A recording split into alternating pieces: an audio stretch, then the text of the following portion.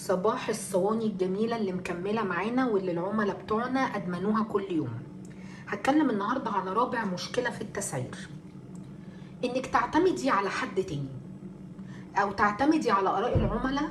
وأنا اللي أقصد بالموضوع ده، يعني سوري إن أنا أقول كده، مفيش عميل بيبقى صادق هو بيشتري الحاجة بكم من أماكن تانية للأسف.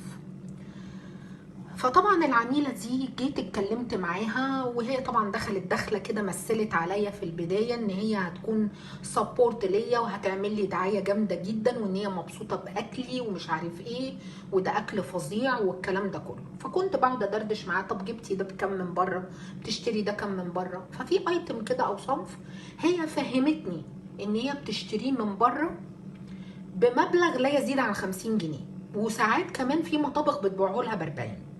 فلما قعدت وانا بسعر كده، وده كان غلط برضو، قلت لا يعني كده يبقى خلاص بقى، يبقى انا اما اعمله ب 40 جنيه، ولو هزود فيه يبقى مش اكتر من 50 جنيه.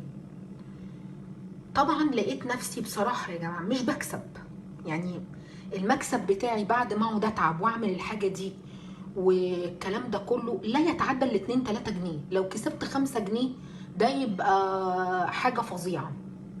المهم بقلب في الجروبات، وقلت ادخل واشترك في جروبات تانية واشوف الدنيا عاملة ازاي، واشوف يمكن الاقي حاجة تفيدني في شغلي الكلام ده.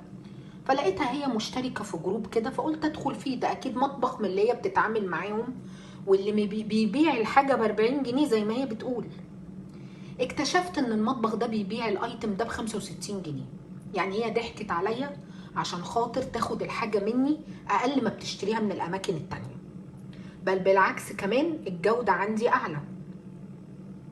وهي طبعا من كسوفها ما بقتش عارفة تقول لي ايه. طبعا انا كده ضريت نفسي، انا ما ينفعش ان انا اعمل كده، ما ينفعش ان انا اعتمد انت بتشتري بكام وانت بتشتري بكام.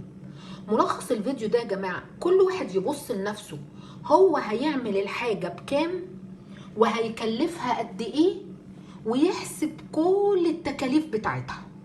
لكن غير كده لا، ما تعتمدش على حد من العملاء.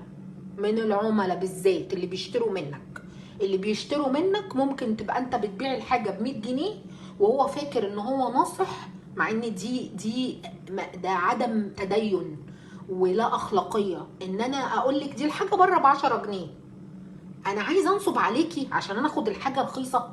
فاكرة ان الفصال فن؟ الفصال مش فن.